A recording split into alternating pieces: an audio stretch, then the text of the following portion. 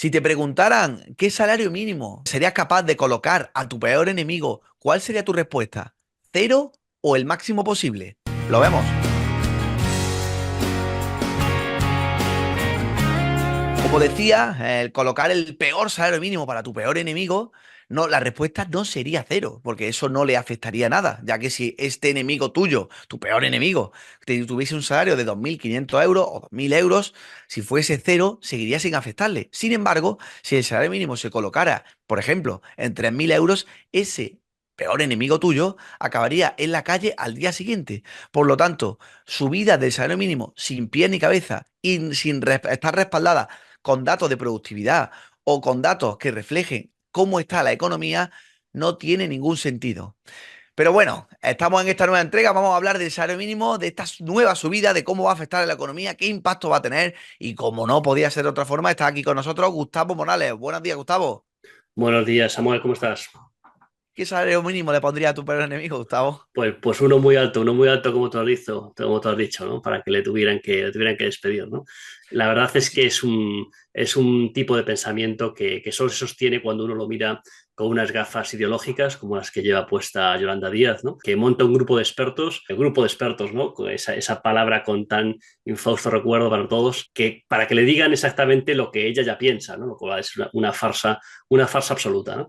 La realidad es que los salarios en España están subiendo poco, por no decir nada, porque la productividad está estancada, ¿vale? Y ese es el problema. El problema no son los salarios mínimos, el problema es lo que ganamos todos, que está estancado y estamos perdiendo poder adquisitivo a nivel global de una manera increíble, ¿no? Entonces, lo que hay que preocuparse, y ahí es donde debería quitarse las gafas ideológicas Yolanda Díaz, es que no se trata del reparto de la tarta, sino que se trata de intentar que la tarta sea más grande para que haya más para todos, ¿no? Es decir, y esa idea no se captura en absoluto con el salario mínimo, la subida del salario mínimo. También, Gustavo, hay que tener en cuenta que si cogemos dos líneas que se continúen en la tendencia, vemos como en la renta, o sea, el salario medio, los salarios no suben al mismo ritmo al que ha ido el salario mínimo creciendo, porque al final el salario, que es un precio, que es el precio del factor trabajo, se rige única y exclusivamente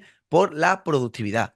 Y la productividad, como bien sabemos, lleva varias décadas estancada en España y eso hace que los salarios como consecuencia, sigan también estancados. Por como decía, el salario mínimo se ha reevaluado una barbaridad en los últimos 5 o 6 años. Sin embargo, los salarios no lo han hecho. Y además, no es que solo no lo hayan hecho, sino que desde 2020, 2019, 2020 hasta hoy, la inflación acumulada que tenemos en nuestra economía es del 20%, Gustavo. Es decir, que por cada euro nuestro que percibimos de nuestro salario tiene un 20% menos de capacidad adquisitiva.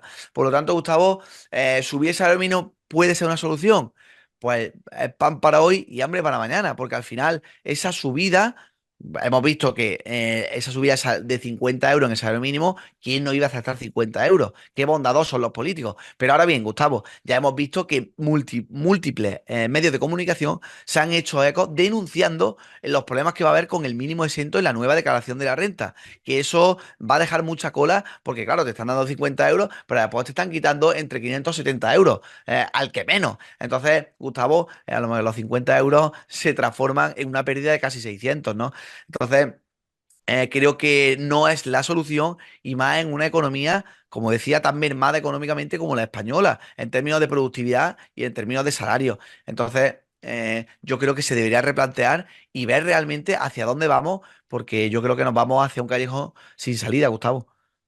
Efectivamente, la verdad que es una farsa con el tema de los pagos a Hacienda, aunque eso por suerte Ujú. todavía podrían estar a tiempo de arreglarlo, ¿no? Se ponen de acuerdo.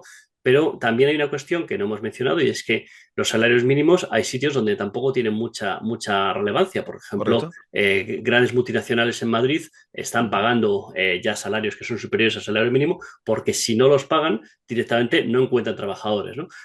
Por el contrario, hay grandes regiones de España, de la España vaciada, donde hay unos trabajos que tradicionalmente se ha pagado menos y si tienes que pagarle el salario mínimo, pues a lo mejor ya no te resulta productivo y entonces a ver qué haces, o te pasa la economía informal o te obligan a hacer la trampa de contratarle por menos horas. De hecho, lo estaba diciendo bien.